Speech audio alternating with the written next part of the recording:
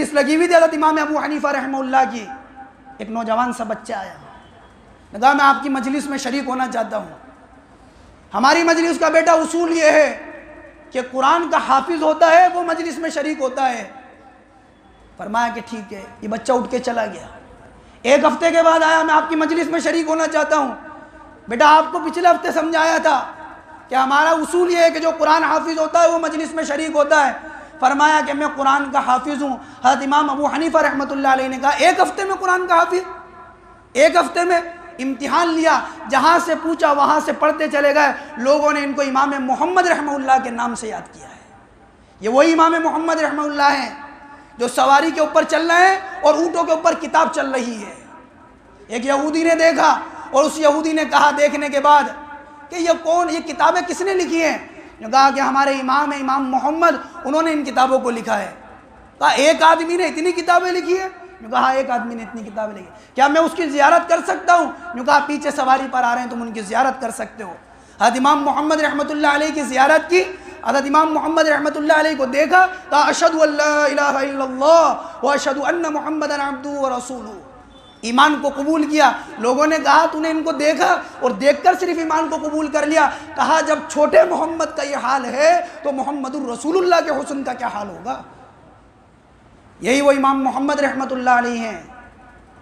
حضرت امام ابو حنیفہ بیٹھے تھے, ایک بچہ آیا, نے کہا کہ جی ایک بچے نے, اس نے کہا کہ ایک آدمی نے عشاء کی نماز پڑھی اور عشاء کی نماز پڑھنے کے بعد سو گیا, احتلام ہو گیا, کیا وہ دوبارہ نماز پڑھے گا عشاء کی؟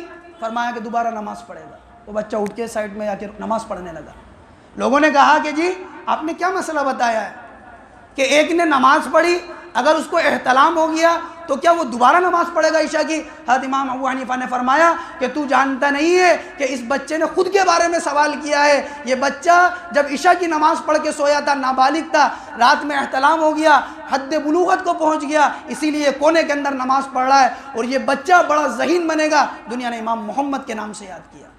جیسے شاگرد تھے ویسے استاد تھے حضرت امام ابو حنیفہ نعمان بن ثابت رحمہ اللہ.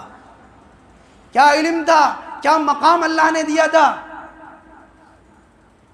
حضرت امام ابو حنیفہ بیٹھے ہیں, ایک دیہاتی رہنے والا آیا, دیہات کا رہنے والا. اس نے کہا بیوہ بھی نہ ہوا وہی نہیں. آپ نے فرمایا بیوہ وہی نہیں. فرمایا بارک اللہ لا ولا. وہ آدمی چلا گیا, آپ نے جواب دے دیا. حاضرین نے پوچھا امام صاحب بات سمجھ میں نہیں آئی. ایک آدمی نے آپ سے سوال کیا بیوہ بھی نہ ہوا وہی نہیں, ایک واؤ کے ساتھ دو واؤ کے ساتھ. آپ نے کہا دو واؤ کے ساتھ.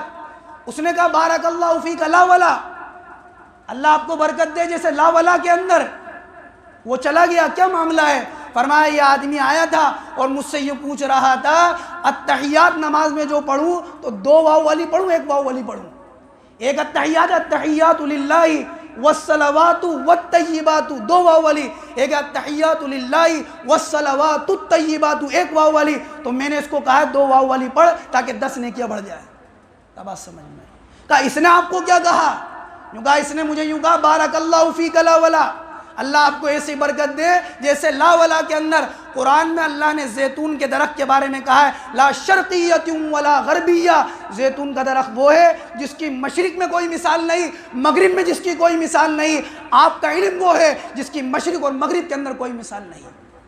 اسی لیے عبداللہ ابن مبارک حضرت امام ابو حنیفہ کے بارے میں فرماتے تھے لقد زان البلاد ومن عليها امام المسلمين ابو حنیفہ فما في المشرقين له نظير ولا في المغربين ولا بكوفة فإن الناس في فقه عيال على فقه الامام ابو حنیفہ. میں نے شہروں کے چکر کاٹے ہیں لیکن امام ابو حنیفہ جیسا نہیں پایا. نہ مشرق میں نہ مغرب میں نہ کوفہ کے اندر لوگ امام ابو حنیفہ کے فقہ میں بچے ہیں.